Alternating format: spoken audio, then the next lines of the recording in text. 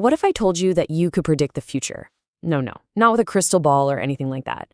I'm talking about predicting the fundamental processes of the universe. Well, it turns out there's a tool for that, a really powerful concept that tells us what's going to happen and what's not. It's all boiled down to a single value that acts as the universe's ultimate predictor, and it's called Gibbs Free Energy. So to really get our heads around this, we first have to notice a kind of strange rule the universe seems to play by.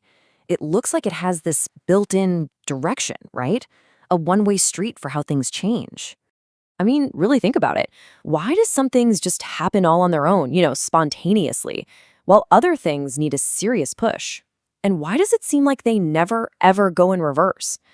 Unlocking that mystery is pretty much the key to understanding how the whole universe ticks. Okay, for example, you put an ice cube on a table in a warm room. It melts. It happens every single time. You don't have to do a thing. But have you ever seen a puddle of water in that same room suddenly pull itself together and freeze back into a perfect ice cube? Yeah, of course not. Or how about this one? You leave an iron nail out in the rain and it is absolutely going to rust. It's just a natural process. But that pile of rust is never, ever going to magically turn itself back into a shiny new nail. There's a clear direction here. So the best way to picture all this is to imagine a ball on a hill. Nature, it seems, always wants to roll downhill. These spontaneous processes, like the ice melting or the iron rusting, are really just the universe's way of rolling to a lower, more stable energy state. And the concept that lets us measure this hill, the thing that tells us which way everything is going to roll, is called Gibbs Free Energy. You'll see it written as delta G. That little triangle, delta, just means a change in. So we're always looking at the change in free energy. So what is this thing? Well, technically, it's a measure of the useful energy in a system. But its real magic is how it balances these two big competing forces in the universe.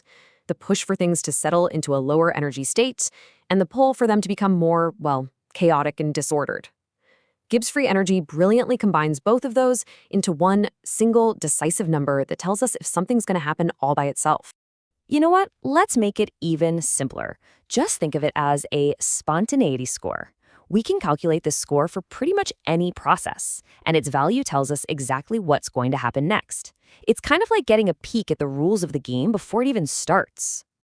So, how do we read this score? Well, it's actually incredibly simple. It all breaks down into just 3 possible outcomes.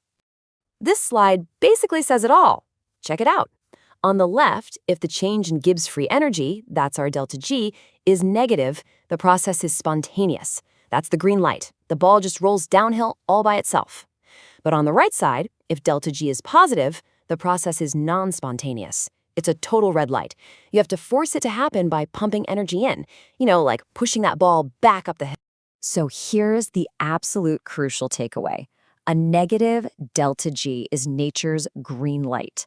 The ice melts, the nail rusts, the chemical reaction goes forward, all because their delta G is negative. They are all just rolling downhill. Right? But what happens when the ball finally reaches the bottom of the hill? I mean, it's not rolling downhill anymore, but it's not being pushed uphill either. This is that third and super important state. That state happens when delta G is exactly 0. Not negative, not positive, just 0. And this is the point of perfect balance. So when delta G hits 0, the system has basically reached the bottom of the valley. There's no more downhill left to roll to. The forward process and the reverse process are happening at the exact same rate. So from our point of view, everything just seems to stop changing. And scientists have a name for this stable, perfectly balanced state: equilibrium. It's the final destination for every spontaneous process. It's the universe finding its most stable, lowest energy, happy place. Okay, so we've got a spontaneity score. That's neat for a chemistry lab, I guess, but why does this actually matter to us?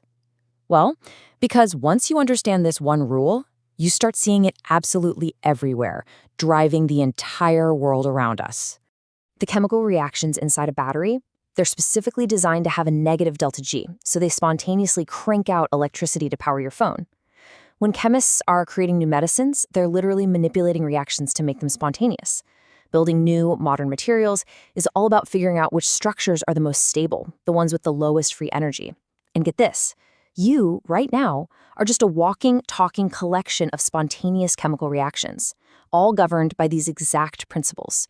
It is the engine of life itself.